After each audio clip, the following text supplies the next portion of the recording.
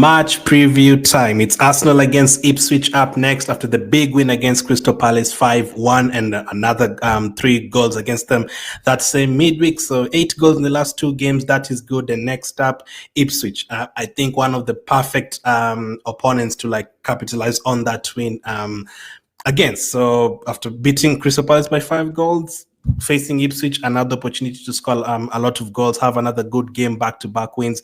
That is a perfect opportunity. But with that said, so far, Ipswich is one of the teams that I wanted to be promoted to the league, and it's been such a long time since we played him. I think we played him in the Carabao Cup or the Carling Cup then in 2011, but in the league, you have to go more than 20 years ago. For Ipswich, you'd expect us to beat them at home, but we've played a few home games this season where we expected to score a lot of goals, and we did, but we didn't it wasn't straightforward, basically. So we played Leicester at home. It was 2-2, with 20 minutes to go, and then we got a very late win and then a 4th goal at the end of the game. That was not straightforward. We expected it to be straightforward. Southampton at home, we thought it was going to be a straightforward win as well, but Southampton scored fast, and we had to bring our players off the bench and scored 3 goals later on. You can add Shakhtar in the Champions League to that as well. We expected more goals in that, but it was only 1-0. And obviously, recently, also had Everton at home, and we several goals, but we didn't manage a goal, and Everton picked up a draw from that game. So those home games that we've played where we've expected to win by a lot of goals and have a comfortable day or comfortable night, it hasn't really turned out that way.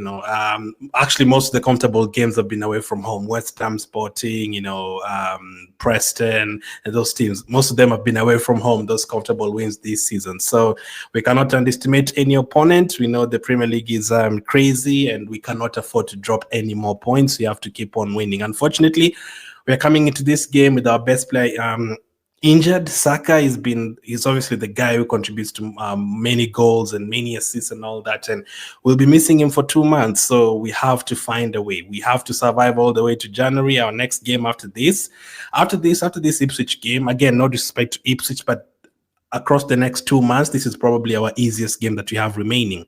Next month, January 1st, on New Year's Day, we're going to have Brentford away from home.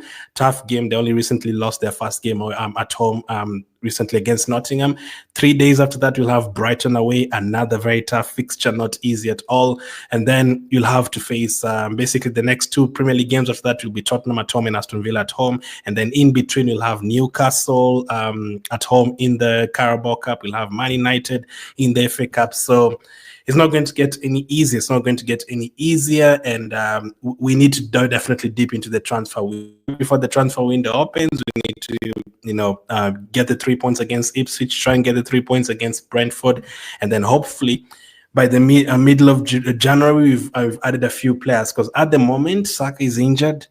Ben White is injured as well, and we obviously lost Odegaard for a couple of months.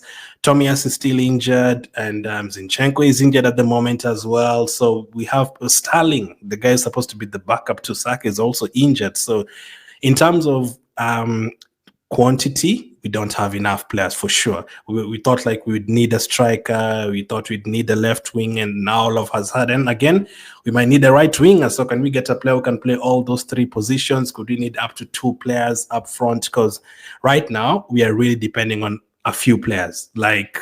Odegaard has to simply stay fit. If something happens to him or even gets suspended for 1 game, we're in trouble. Missing both Odegaard and Saka in a game would not be great. On top of that, you obviously have Martinelli has to come into form. Jesus has to keep the form going. Havertz has to keep on scoring goals. Trossard needs to start contributing more, obviously. We'll need those players. Jesus might be needed to play on the right. Martinelli might be needed to play on the right. Trossard might be needed to play on the right. Anyone who plays, we need to function, we need to create chances, we need to score goals, and we need to keep on keeping clean sheets. Raya has to keep on being magnificent. We have to keep our centre-backs fit for sure. Hopefully Timber stays fit. Hopefully now Calafiori stays fit, because there's a lot of games coming up. And I mentioned all those games, and I didn't mention there's 2 more Champions League games coming up in January as well, against Dinamo Zagreb and Girona. And our top 8 position is not yet finalized. So we need to probably win both of those games to clinch our top 8 spot, so that we don't have to play the round of 32. So it's not going to be easy at all. So this game, we simply have to come out of it with a win. It has to be a comfortable win.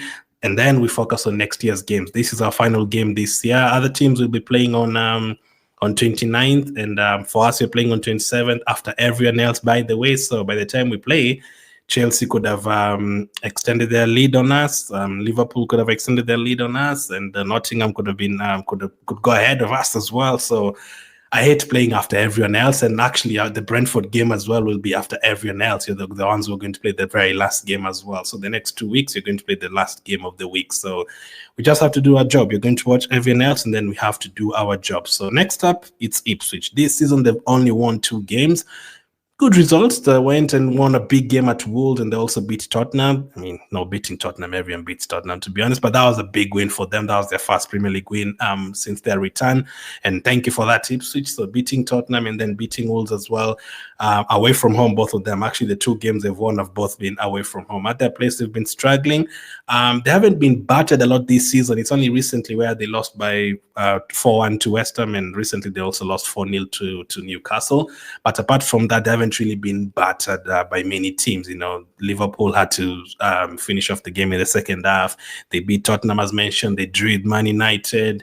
They didn't even get battered by Man City as well, when Man City was still good. So still a very good team. Players like Hutchinson, who was an Arsenal player. Players like Delap, he was suspended for the last game. He's back now. So it is not going to be easy. So we just have to go there and do the job in the first half. Let's hope for a quick start. Let's hope for a comfortable game. For me now, what we need to do, we'll need to be rotating the team a lot as always, and we'll need to try and do the job early so that we can afford to take off players like Odegaard and players like that. We'll count the lineup, but as you'll see, like the bench, like we don't have enough attacking players. So the ones who are starting, they have to do the job, and we have to survive until January. So yeah, we definitely do not have enough players. So which lineup do I want us to go for in this game?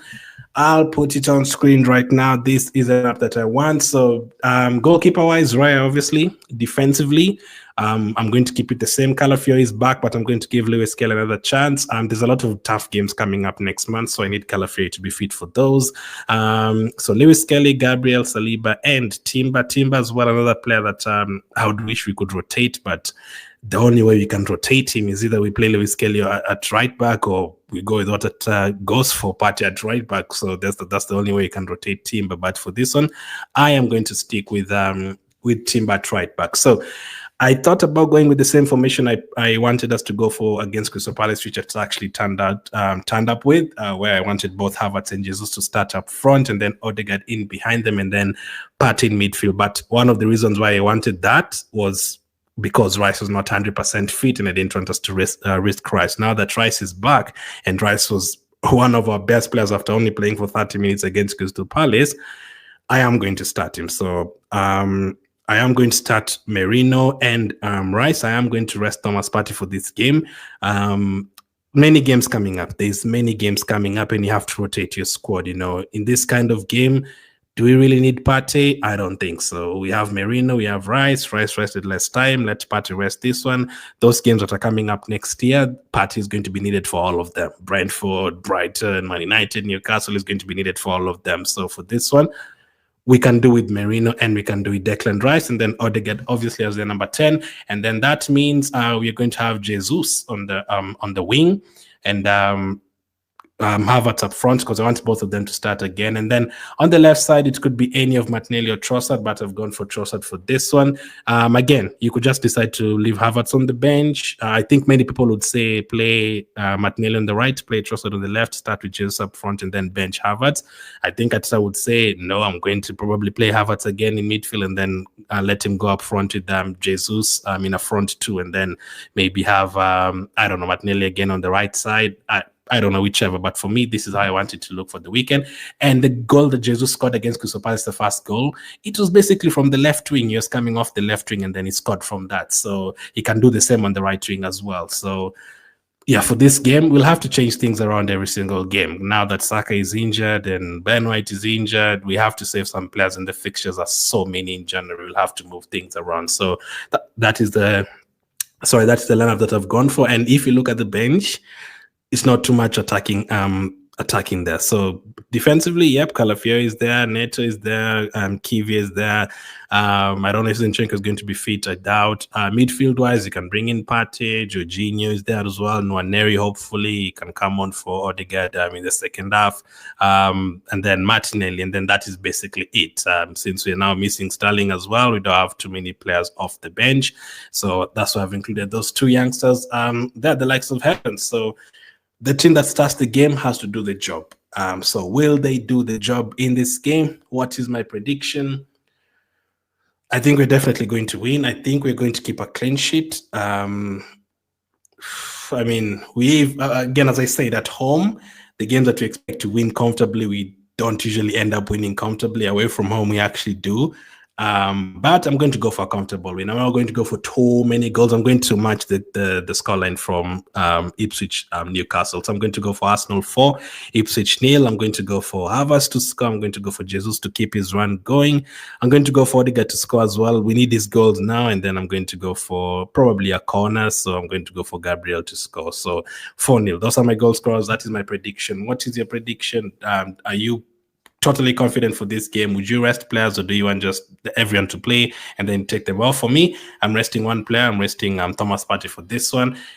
And then hopefully January, we need to do some business. We cannot survive with this. Even if Martinelli was the Martinelli from 2023, even if Havertz was, the Leverkusen Havertz scoring 30 goals, even if Odegaard had another 15-goal season like he did in 2023, it doesn't matter. We still need more players because we don't have enough players. So in January, we'll need to dive into the market, just like Man City will need to, just like most of the clubs will need to, because we don't have enough players. And for us, what you're trying to achieve, you're all in all 4 competitions right now, business right now. And, if you beat Man United, we could end up being drawn against Liverpool in the FA Cup as well, and then end up playing them like 3-4 times next year. We could end up facing Liverpool in the Carabao Cup final, Champions League, round of 16 who you're going to face. So you're going to need some players. You're going to need a big signing in January. So let me know your prediction. Let me know your starting lineup. Thank you for watching, and I'll catch up with you guys on the next one.